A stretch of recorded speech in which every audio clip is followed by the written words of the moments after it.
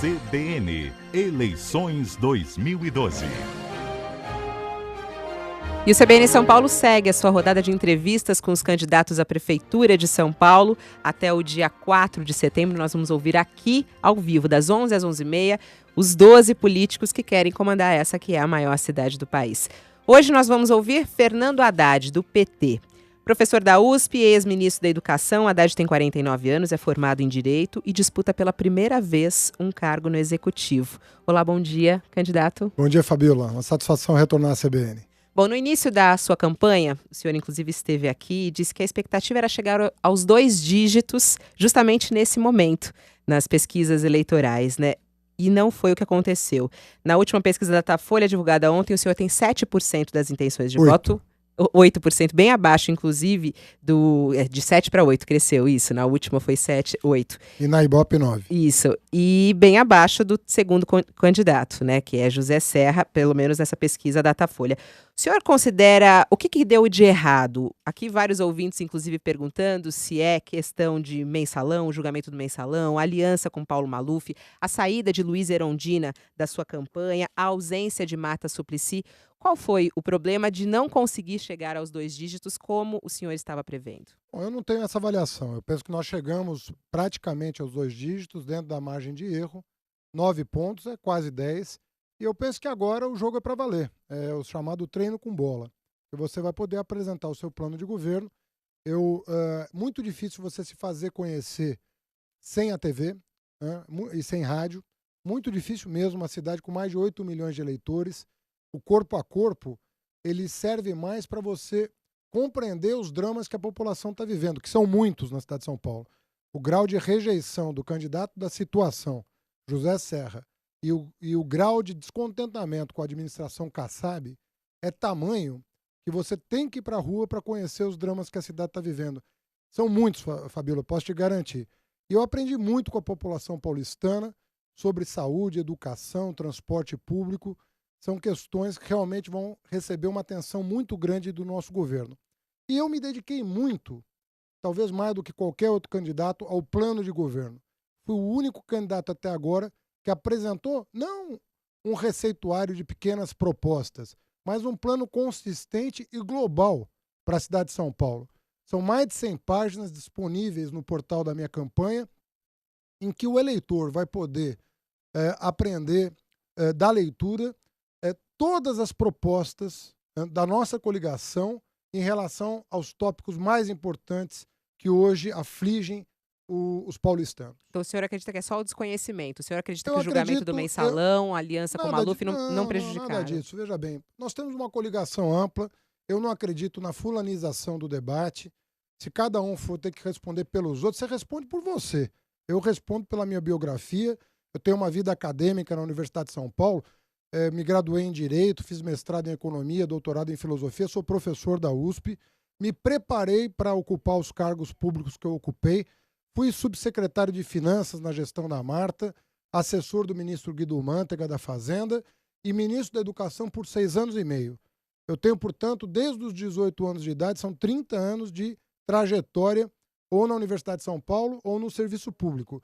O eleitor quer me conhecer, ele quer saber quem eu sou, né? De onde eu vim, quais os serviços que eu prestei para o país, para a cidade de São Paulo, a quem eu servi, a Marta, ao Lula, a Dilma. Ou seja, ele quer me conhecer para saber em que time eu jogo e o que eu estou disposto a fazer por São Paulo. Então, até nessa linha, candidato Fernando Haddad, para a gente lhe conhecer melhor, em relação ao mensalão e o julgamento do mensalão, isso foi uma lição para o PT? Qual é a lição que o senhor mesmo tira? E qual é a análise que o senhor faz desse julgamento do mensalão que está ocorrendo hoje e que o Brasil inteiro está acompanhando diariamente? Olha, eu gostaria que esse julgamento tivesse já acontecido, né? Pudesse ter acontecido há mais tempo, até para o Brasil poder virar a página, atribuir responsabilidade para quem tem e seguir o seu caminho. Acho equivocado o mensalão do PSDB de Minas, que aconteceu em 98, não ter sido julgado antes. Assim como espero que o mensalão do DEM, no Distrito Federal, seja julgado também. Porque também aquelas cenas ninguém vai esquecer, né, de um governador pegando dinheiro vivo e embolsando dinheiro vivo na frente de câmeras, né, de televisão. Então, o que eu espero do Brasil? Até para fortalecer a classe política, que anda tão debilitada e precisando de renovação. E eu procuro representar essa renovação. Nós queremos o quê? Nós queremos que a justiça se faça para todos os partidos políticos, para todos os envolvidos, e que a política seja depurada para permitir ao jovem que quer servir ao seu país não se sentir intimidado por escândalos. Se houver punição exemplar para quem tem culpa, também não vamos aqui, né, dando amplo direito de defesa, como tem sido dado, ou seja, o julgamento justo nós queremos, mas os culpados punidos de todos os partidos vai favorecer quem é digno, quem é correto, quem é honrado e quer fazer política, porque a política tem que voltar a ser uma atividade nobre. E trouxe já uma lição, não? Para todo o Brasil. O governo Lula fortaleceu muito as instituições democráticas no país. Veja que o Ministério Público deixou de ser liderado pelo engavetador-geral da República. Né? Hoje nós temos um Ministério Público atuante, uma Polícia Federal atuante, uma Justiça atuante. O Supremo nunca julgou nenhum desmando nesse país. É a primeira vez que se faz um julgamento. Isso é prova de que as instituições estão funcionando. Nós temos que desejar esse funcionamento para, conforme eu disse, depurar a classe política e fazer com que a política atraia jovens talentos vocacionados para servir o público. Entre essas lições que a gente fala, muitos cientistas políticos dizem que as campanhas políticas milionárias, elas são um alerta vermelho e muitas vezes uma porta de entrada para a corrupção dentro das administrações, o que é muito preocupante. E quando a gente olha as campanhas aqui em São Paulo, a sua campanha e a de José Serra são muito caras. Por exemplo, 90 milhões de reais, que é o teto de gastos que a sua campanha pretende gastar. Quem são os seus financiadores de campanha? Quem é que paga a sua campanha? Olha, todos aqueles que concordam com o meu plano de governo. Eu tenho um plano de governo que vai retomar as obras em São Paulo. Veja que nós estamos na cidade de São Paulo sem obras públicas, sem obras para estender avenidas, para duplicar avenidas. Não fizemos corredores de ônibus. Eu quero construir 20 céus. Eu quero fazer o bilhete único mensal, que vai dar ao detentor do bilhete usar o sistema de transporte a qualquer dia, a qualquer hora do dia, a qualquer dia da semana. Isso tudo exige investimento. Né? Então, não, claro, precisa muito dinheiro, mas quem são os financiadores? Isso vai se tornar público? Porque hoje a gente... público. Os nomes dos... Não, veja bem, isso tudo a Justiça Eleitoral já resolveu há muito tempo. Você, todo mês, você tem que levar o conhecimento da Justiça Eleitoral, os valores arrecadados, e você depois... E tem como dizer aqui quais são os grandes financiadores? Eu não estou acompanhando sinceramente, mas todos os grandes empresários, né, cidadão comum, toda e qualquer pessoa pode colaborar com o nosso plano de governo. Em geral, aqueles que financiam as campanhas financiam mais de uma campanha. Não escolhem só o candidato. Escolhe aqueles mais sérios, aqueles que têm uma proposta para o... O senhor não lembra quais são os maiores que estão... Eu não estou acompanhando, até porque a arrecadação está muito pequena. Tá 90 milhões? Não, a arrecadação... E quanto que já foi arrecadado? Não, coisa de 2. Bom, nós temos a participação também dos nossos colunistas aqui. Você sabe que rádio e TV custa caro, né?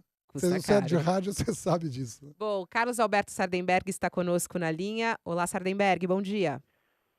Bom dia, Fabiola. Bom dia, Fernando Haddad, tudo bem? Tudo bem, Sardenberg.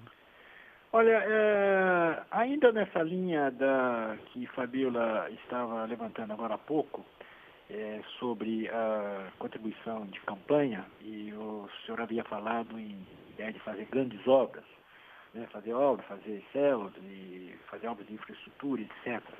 São Paulo está precisando, Sardenberg. Como? Ninguém consegue se mexer na cidade de São Paulo. Exatamente. E ninguém consegue se mexer, ninguém consegue parar também, porque não tem estacionamento também. Né? Mas a questão que eu queria colocar, eu até estava pensando em fazer uma pergunta para o senhor sobre automóveis, mas eu estava pensando com essa ideia que a Fabiola levantou, perguntar o seguinte, entre os colaboradores de campanha, como o senhor falou, de todas as campanhas, há sempre grandes empreiteiras. Né? E os escândalos diversos de corrupção que têm sido levantados mostram uma relação, não é relação, claro, de causa e efeito, mas mostra que você tem empresas que colaboram em campanhas eleitorais do candidato e depois ganham concorrências, né, na administração desse candidato. A minha pergunta o senhor acha que isso é razoável, que isso pode continuar assim, que isso não gera uma... Sardenberg, eu sou a favor, até como professor de teoria política, eu sou a favor do financiamento público e exclusivo de campanhas eleitorais. Eu não gosto do modelo brasileiro de financiamento de campanhas. Eu concordo com você, esse sistema precisa ser reavaliado. O que depender de mim, inclusive como prefeito, vou fazer gestão junto à presidenta Dilma, a quem eu servi como ministro da Educação, junto ao presidente Lula, que tem grande influência no Congresso Nacional, para que a reforma política seja feita, né? Eu sei que é difícil em outros países o financiamento público exclusivo, mas eu acho que nós não devíamos admitir o financiamento privado. Enquanto a regra do jogo for essa, nós temos uma justiça eleitoral para acompanhar. Mas o ideal para mim, o ideal de política para mim, é não misturar o financiamento com as eleições, ou seja, garantir recursos para que todos os partidos possam apresentar os seus candidatos sem a necessidade de recorrer ao financiamento privado. A Fabíola sempre pede para a gente fazer uma pergunta só, mas só um complemento. Quer dizer, essa reforma política está na pauta há uns 20 anos, mais ou menos, e não anda. Então, mas a imprensa pode ajudar. Se a imprensa abraçar a causa do financiamento público, vai ajudar muito. Enquanto isso, o senhor, se eleito prefeito, o senhor não verá problema nenhum em contratar empresas que tiverem colaborado na sua campanha? Olha, nem investir em publicidade nos meios de comunicação, achando que os meios de comunicação vão ser sensíveis às verbas publicitárias. Cada caso é um caso. Eu vou criar, inclusive, Sardenberg, a Controladoria Geral do Município. Veja você que nós temos uma CGU que funciona muito bem no plano federal. A CGU é um controlador que tem status de ministro e que pode tomar conhecimento de tudo que está acontecendo na esplanada dos ministérios. Foi um grande colaborador do Ministério da Educação. Você vê que eu passei 6 anos e meio à frente do Ministério da Educação. Nem insinuação de adversário em relação às verbas públicas foi feita na minha passagem pelo MEC, que não é pequena. Eu sou o 3º ministro em longevidade, em permanência no cargo. Só saí para disputar a Prefeitura de São Paulo. É com essa mesma lisura e transparência que eu vou governar São Paulo. Bom, muito obrigada, Sardenberg. Nós estamos entrevistando aqui Fernando Haddad. E a gente, ao longo dos últimos 4 meses, nós percorremos os 96 distritos de São Paulo com a nossa reportagem. Foi o projeto Seu Bairro, Nossa Cidade. Eu gostaria de entregar ao senhor, inclusive, aqui muito bonito o DVD com as 96 reportagens em vídeo, em áudio e também um relatório.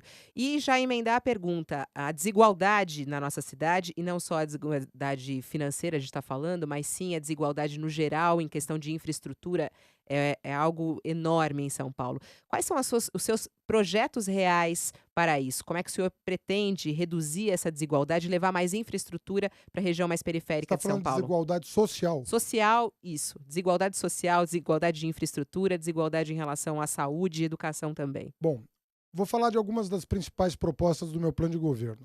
Bilhete único mensal vai dar muita liberdade para o trabalhador e para o estudante de São Paulo. Isso já foi acertado, inclusive, com o governo do Estado? Não, porque... Fica o convite para o governo do Estado, porque só o bilhete mensal, peraí, só para o ônibus... Não é só para o ônibus. Eu serei prefeito, eu posso fazer para o ônibus. Mas fica o convite para o governador já começar a colocar uma equipe para estudar o assunto. Quando a Marta lançou o bilhete único, né, o governador demorou um pouquinho para se integrar, mas acabou se integrando.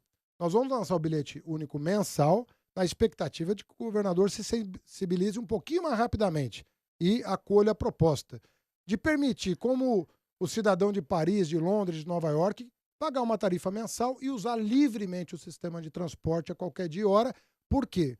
Porque além de trabalhar e estudar, ele vai poder aproveitar a cidade, ele vai poder visitar museus, visitar os amigos, os familiares, visitar os parques, visitar as bibliotecas públicas, que inclusive terão o seu horário estendido para justamente acolher essa população que hoje não tem acesso à cultura, ao esporte e ao lazer.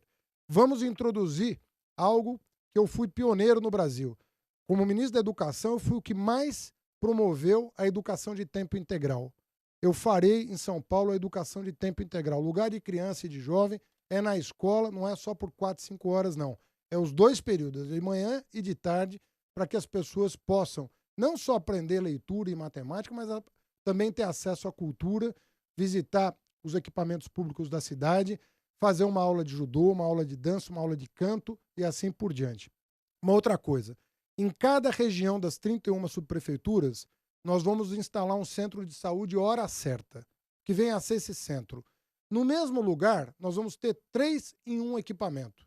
Nós vamos ter o médico especialista oferecendo as consultas, o laboratório de imagens para fazer o exame no local e o centro cirúrgico. Isso na própria subprefeitura? Não no prédio, na região da subprefeitura. Nós temos 31 regiões. Nós vamos construir 31 centros de saúde hora certa, com consulta, exame de imagem e cirurgia no mesmo local. Muitas cirurgias, Fabiola, não dependem de internação em hospital. Cito um exemplo, catarata. Eu conheci um motorista de 67 anos, motorista de caminhão, 67 anos, está esperando há 2 anos na fila para fazer uma cirurgia de catarata. Está de molho em casa, em vez de estar trabalhando como ele gostaria. Isso pode ser resolvido em questão de poucas horas, se ele tiver o centro hora certa disponível para ele. Né? Então é uma ideia engenhosa de acabar com as filas do SUS. Bom, essas são algumas das propostas, então, para reduzir a desigualdade social. Nós temos na linha outro colunista aqui da CBN, o Kennedy Alencar já está conosco. Olá, Kennedy, bom dia. Bom dia, Fabiola. Bom dia, ouvintes da CBN. Bom dia, candidato Fernando Haddad. Bom dia, Kennedy. Candidato, o senhor tem dito que não faz aliança com pessoas, mas com partidos, a fim de explicar o acordo eleitoral com o PP de Paulo Maluf.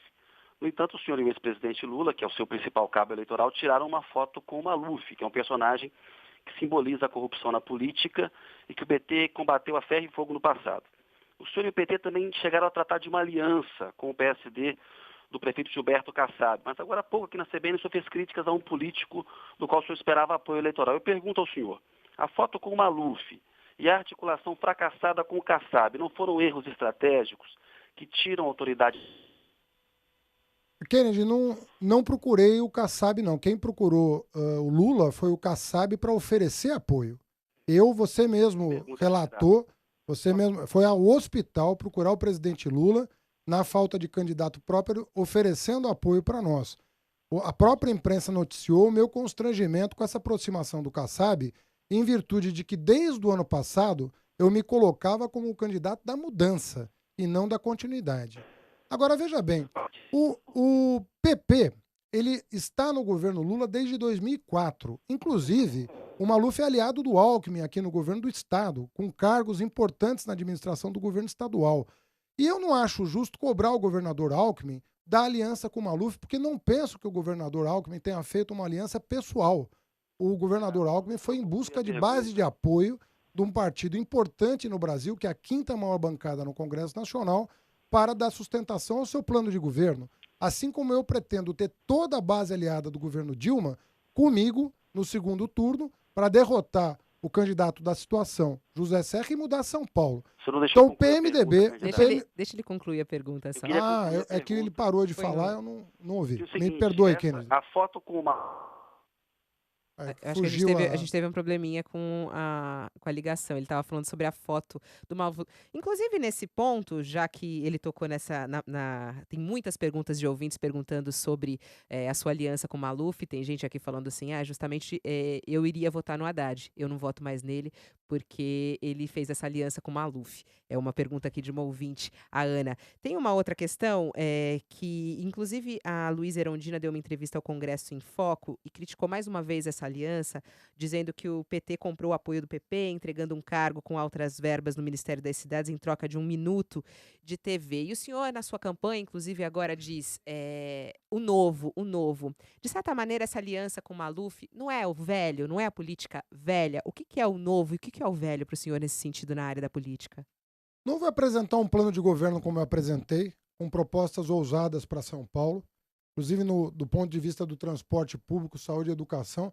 Sabe que a cidade de São Paulo foi das poucas capitais que não cumpriram metas de educação, que foram acertadas com o Ministério da Educação.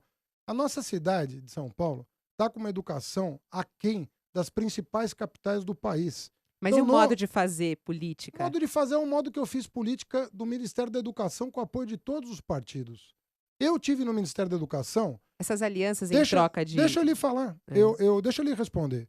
Eu fiz no Ministério da Educação a maior reforma legislativa da história da educação. Eu aprovei 2 emendas constitucionais e aprovei mais de 50 projetos de lei, com o apoio da oposição. O PSDB votou comigo, o DEM votou comigo, o PPS votou comigo.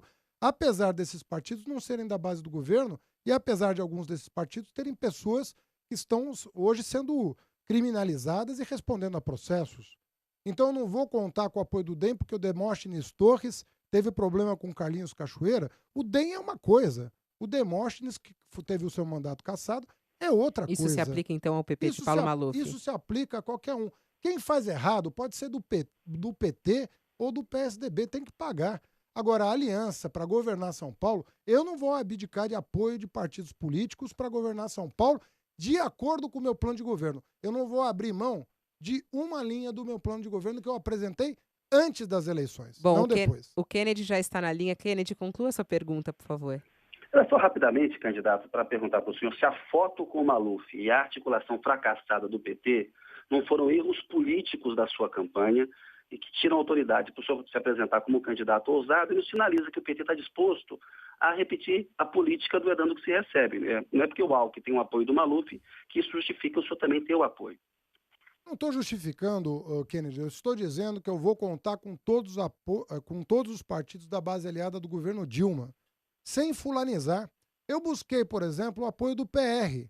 O PR, como você sabe, tem uma pessoa que está sendo julgada no processo do mensalão e que está apoiando o Serra. Você conhece o Valdemar da Costa Neto? Está apoiando o Zé Serra aqui. Eu busquei o apoio do PR. Agora eu vou poder acusar o Serra de ter buscado o apoio de um partido que tem um mensaleiro, sendo que eu próprio fui buscar o apoio do PR por ser do governo Dilma. Eu anunciei já o ano passado que ia buscar o apoio de todos os partidos da base do governo Dilma, o que excluía o partido do Kassab, que eu não fui buscar. Ele é que foi visitar o presidente Lula em busca de uma saída honrosa para o seu governo, querendo nos apoiar. Não encontrou eco dentro do Partido dos Trabalhadores. O meu plano de governo conflita com a sua administração e eu vou executá-lo se eleito prefeito. Portanto, eu não vou entrar nessa de ficar criticando pessoas. Eu vou defender ideias e uma coalizão de forças para governar São Paulo. Temos mais um colunista na linha. Agora, Gilberto de Menstein faz a sua pergunta a Fernando Haddad. Olá, de Menstein. Tudo bom, Haddad? A questão é a seguinte: uma das coisas mais importantes que uma cidade pode ter, como você sabe, é educação. Sim. E uma educação de qualidade, ela tem que ser, obrigatoriamente, em algum momento, uma educação não só em tempo integral, mas também uma educação integral, que a pessoa tenha saúde, tenha esportes, tenha cultura, tenha lazer. Você chegou a me dizer que um dos seus grandes projetos, se eleito prefeito, é implantar a educação em tempo integral na cidade de São Paulo. Tem dinheiro para isso? E como seria essa sua educação em tempo integral? Gilberto, eu agradeço a pergunta porque você é conhecedor de um programa que eu lancei no Brasil em 2007 e que hoje já atinge mais de 30 mil escolas públicas em todo o país, que é o programa Mais Educação, inspirado, inclusive, em algumas iniciativas da sua ONG, que eu aprendi a admirar, porque ele justamente permite ao estudante passar meio período dentro da sala de aula, aprendendo as disciplinas básicas, e num segundo turno, ou tendo aula de recuperação, quando é o caso, ou tendo acesso à cultura, ao lazer e ao esporte, para complementar a sua formação no sentido mais amplo da palavra. O Mais Educação é um sucesso. Você sabe que a Cláudia Costin, que é uma paulistana que está prestando um serviço para o prefeito Eduardo Paes no Rio de Janeiro, acolheu o projeto e conseguiu resultados espetaculares no Rio de Janeiro. Cumpriu e superou as metas do IDEB, o que não aconteceu em São Paulo. São Paulo não cumpriu uma meta pactuada com o Ministério da Educação no que diz respeito à qualidade. E não cumpriu por quê? Porque não trouxe para a cidade os programas federais. Eu vou trazer todos os programas federais. O de creches, o de formação de professores. Eu vou instalar 31 polos da Universidade Aberta do Brasil para oferecer aos professores condição de se especializar, fazer mestrado e doutorado perto da sua residência. Ou seja, nós vamos trazer toda a força do governo Lula e Dilma para São Paulo, porque São Paulo recusou o apoio federal, o que nem republicano é. Educação vai ser a sua prioridade? Educação, saúde, transporte público e moradia.